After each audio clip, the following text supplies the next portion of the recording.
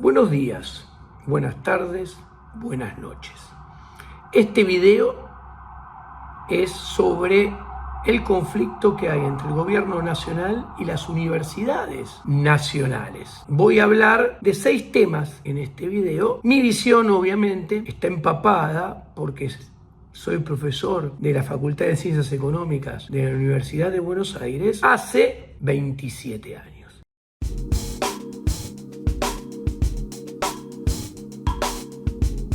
El primer tema que voy a tocar y lo primero que voy a decir es que la UBA es un bastión de la clase media, sobre todo de la clase media.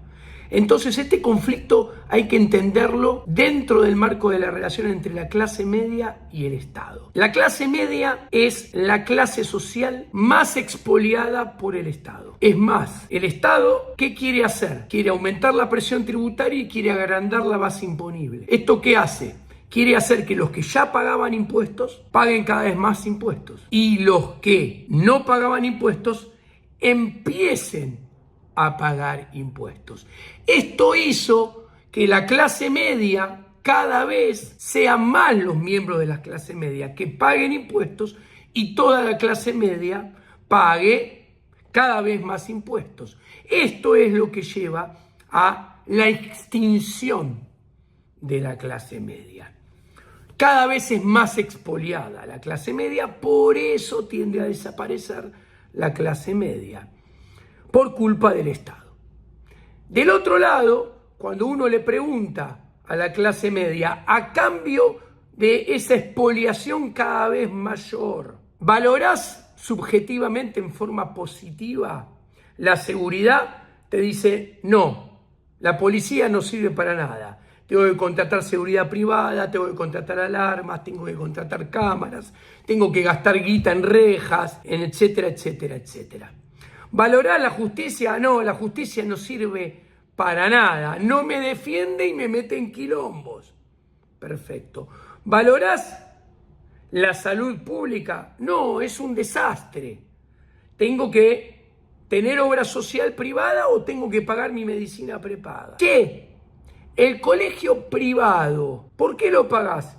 Y porque para mí el jardín de infantes de gestión estatal, la primaria de gestión estatal y el colegio secundario de gestión estatal, en promedio, valúo que es una porquería.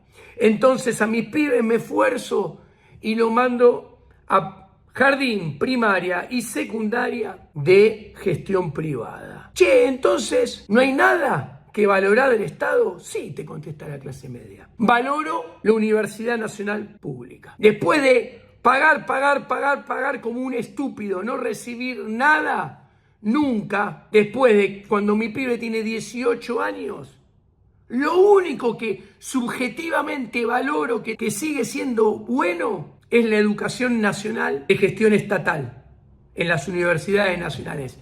Y por primera vez yo le puedo robar algo al Estado, que lo pago yo y lo pagan otros, por eso hablo de robarle al Estado. Es en el único lugar que el Estado me devuelve algo chiquitito así, enfrente de todo lo que me roba, que es así. Entonces tiene lógica y es entendible que la clase media salga a defender a la universidad de gestión estatal nacional, porque es lo único que valora subjetivamente en forma positiva que recibe el Estado. Después que el Estado lo roba exponencialmente, recibe esto así. Encima, el mercado también lo valora, porque los profesionales de las universidades nacionales son valorados por el sector privado a la hora de conseguir trabajo. Encima recibimos los rankings internacionales de universidades, que vaya a saber cómo están hechos, y la Universidad de Buenos Aires está ubicada por arriba y mejor que todas las privadas. Entonces, cuando existe la carrera, voy a usar el ejemplo de la UBA, en la UBA ni en pedo la mando a la Ditela, lo mando al SEMA, lo mando al Salvador, lo mando a la de Belgrano, no, la mando a la UBA. Porque el mercado lo valora más y los rankings reflejan que es mejor. Esto en promedio. Después están los casos individuales de cada uno, que tienen su valor también. Ahora, puede saltar uno y dice, no, pero Diego, esa defensa que la clase media hace de la Universidad Nacional de Gestión Estatal va contra la equidad tributaria, porque ese curso lo pagan los que nunca llegan, lo pagan con el IVA, los que a gatas pueden mandar al pibe a la primaria, los que no pueden hacer que el pibe termine en la secundaria. Sí, es verdad, obvio que es verdad. Hay un subsidio implícito de los que menos tienen a la clase media. Pero señores, no caigamos en irrealidades, en cosas que no existen. ¿Cuáles? La equidad tributaria no existe. El liberalismo moderno con la praxeología demuestra que la equidad tributaria no existe. Robarle a uno para darle a otro está mal desde la ética de la libertad y de la ética de la propiedad privada y del liberalismo moderno. Y nunca hay equidad tributaria, porque le estoy robando a alguien. El primer acto de la supuesta equidad tributaria es robarle a alguien que tiene más para yo elegir a dedo otro y yo a dedo le doy al otro lo que quiero, cómo quiero, dónde quiero y sin sistema de precios, o sea, sin saber qué necesita, qué valora, de qué calidad, en qué cantidad y en dónde ese que supuestamente lo necesita, en realidad lo necesita con todas esas características que no puedo tener. Entonces, cualquier argumento basado en la equidad tributaria está mal, incluido ir contra la Universidad Nacional basándose en la equidad tributaria. No puede basar un argumento en algo que no existe, como acabo de explicar.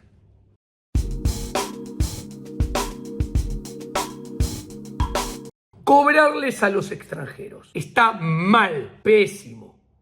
¿Por qué? Porque es una discriminación que pone en desigualdad frente a la ley a individuos. Y es uno de los pilares del liberalismo, la igualdad frente a la ley. Entonces, cobrarle a los extranjeros y no cobrarle a los argentinos atenta contra la ética de la libertad, contra uno de los principales pilares del liberalismo. O sea, es antiliberal en su esencia más profunda. Desde lo filosófico está mal. El liberalismo moderno considera arbitrario separar a las personas porque nacieron de un lado de una línea de puntitos negros con respecto al otro lado de la línea de puntitos negros. Aparte,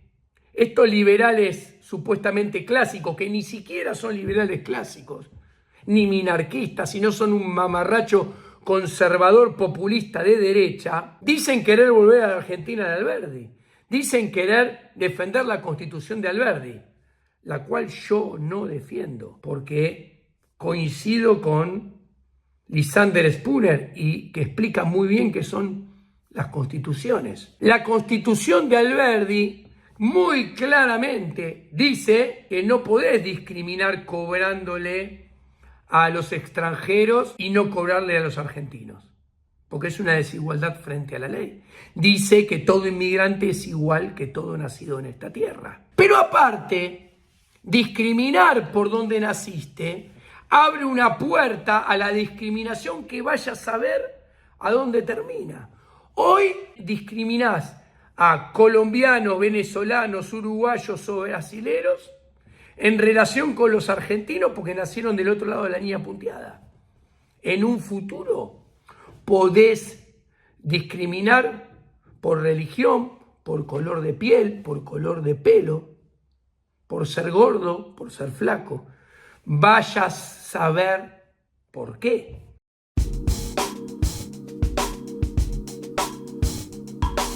La universidad es una alta casa de estudios. Discriminación. Lo único que se me ocurre como tal vez manera valedera de discriminación en la universidad es por conocimiento. O sea, tiene que haber examen de ingreso. Lo digo yo como egresado del Colegio Nacional de Buenos Aires, como ex profesor del Colegio Nacional de Buenos Aires, que discrimina por conocimiento. Ahora, esta discriminación debe poner un límite por nota al ingreso, no por cantidad, porque quién sabe cuántos son los profesionales que entran en cada edificio, en cada aula de la UBA. No es un colegio como el Nacional de Buenos Aires chiquitito así. Es muy difícil calcular eso. Y mucho menos caer en el socialismo de necesitamos tantos médicos, tantos arquitectos, tantos ingenieros, etcétera, etcétera, etcétera. ¿Por qué? Porque las necesidades del mercado son permanentemente cambiantes. ¿Cómo saberlas? Entonces, si estableces una discriminación, tiene que ser por conocimiento. Y tiene que ser construida dicha discriminación a partir de ¿qué? De una vara arbitraria. Sí, arbitraria. Obviamente no hay otra salida. O sea, entran todos los que se sacaron más de 7. ¿Por qué? Porque 7,10 es mucho y 6,90 es poco. ¿Qué sé yo? ¿Se entiende? Ahora, salta alguien y te dice, señores, no, pero eso no está bien porque antes hay que igualar para que lleguen al examen de ingreso en igualdad de condiciones. Varios comentarios a este error. Primero, igualar es imposible. ¿Por qué? Porque el conocimiento lo gesta cada uno a partir de sus intereses, de su esfuerzo, de su atención, del entorno de donde viene, de qué se habla en la mesa de la familia, si lee, si no lee, si va a museos, si no va a museos, si va a congresos, si no va a congresos. Es imposible igualar al ser humano en su conocimiento, porque el conocimiento emerge de su más intrínseca y profunda individualidad, y somos todos diferentes. Ahora, da risa que el Estado quiera igualar para entrar a la universidad. Señores, la educación es pública, ya sea de gestión estatal o de gestión privada, y el Estado interviene en ella 15 años antes de la educación universitaria. 3 años de jardín, 7 años de primaria y 5 años de secundaria. Son 15 años de educación pública, con contenidos dictados por el Estado y en gran medida con colegios y escuelas de gestión estatal. Después de 15 años, ¿no se dan cuenta que no se pueden igualar? Manga de inútiles. El Estado oferta educación pública y se hace cargo con la educación de gestión estatal durante 15 años y genera gente con diferentes conocimientos. Y claro, porque son diferentes individuos. No tiene que haber ningún curso de igualdad.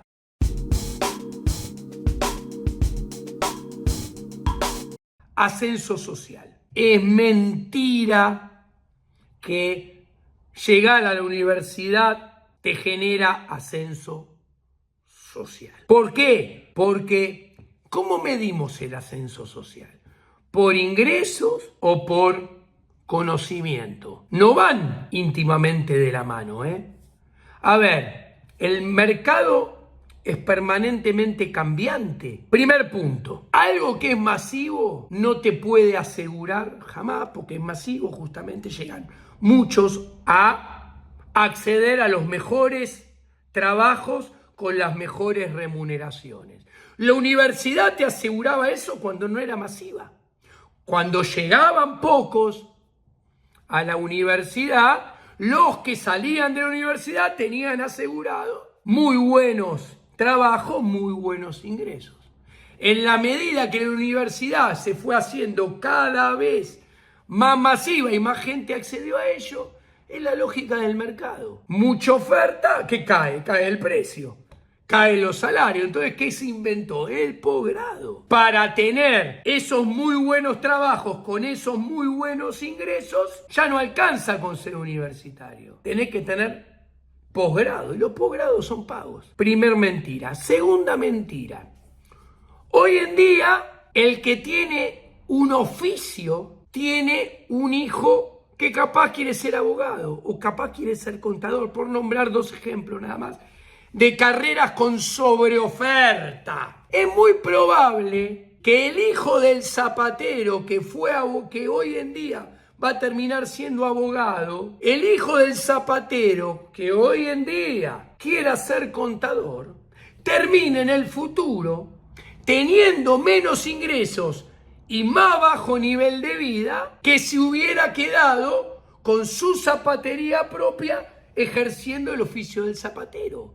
¿Por qué? Porque los zapateros son escasos y contadores y abogados, utilizando estos dos ejemplos, sobran por todo lado. Entonces el precio del oficio zapatero es mayor que el de la profesión abogado y contador. ¿Qué ascenso social? No te asegura ninguno. Tenés que mirar oferta y demanda, tenés que prestarle atención al mercado, ese es el punto. No te asegura nada el papel de la profesión.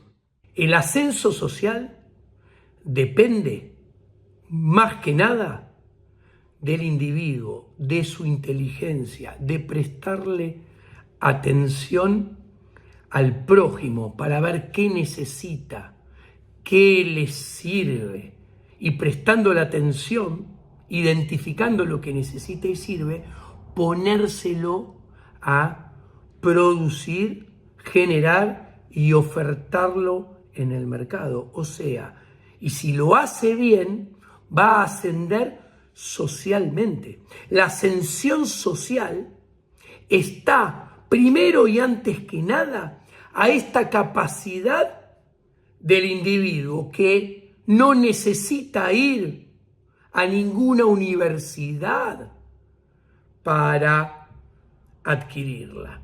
¿Puede ser que la universidad contribuya en forma positiva? Sí, puede serlo, pero tampoco es imprescindible y es la única forma de lograrlo.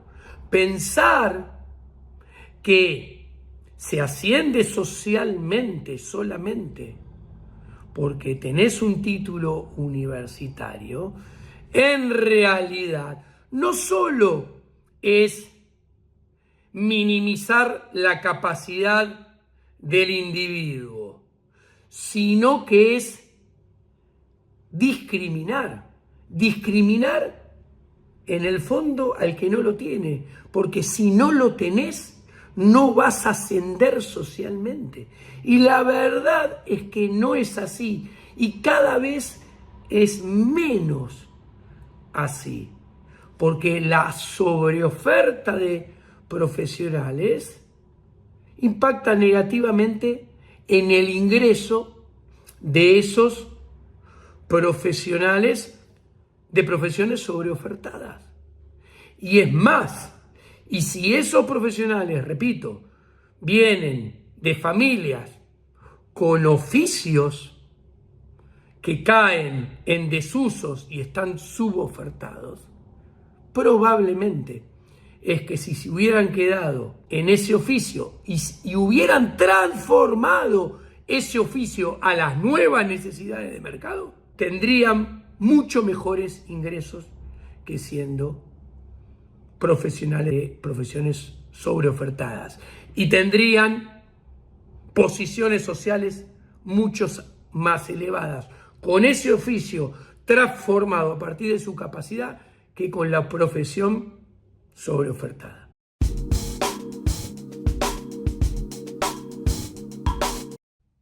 Y para finalizar, voy a hablar del tema que yo he escuchado mucho, que hablan de soy lo que soy gracias a la Universidad Nacional de Gestión Estatal. Y yo pienso, qué desprecio por el individuo, qué desprecio por uno mismo. Todos somos los que somos gracias, primero y antes que nada, no por el entorno, sino por nosotros mismos. Nuestros intereses, nuestro esfuerzo, nuestra dedicación, lo que traemos en nuestra historia previa a los 18 años de vida previos a la universidad, cuenta mucho más que el entorno de la universidad. Después, una vez que salimos de la universidad, nuestros intereses, nuestro esfuerzo, nuestra energía, lo que queremos aprender voluntariamente, lo que aprendemos por nuestro sacrificio en el ejercicio de la profesión, también cuenta exponencialmente más que lo que nos enseñaron en la universidad. Por ende, no somos lo que somos gracias a la Universidad Nacional de Gestión Estatal. Somos lo que somos mucho más por nosotros mismos y por lo que hubo antes y lo que habrá después de la Universidad Nacional. Muchas gracias.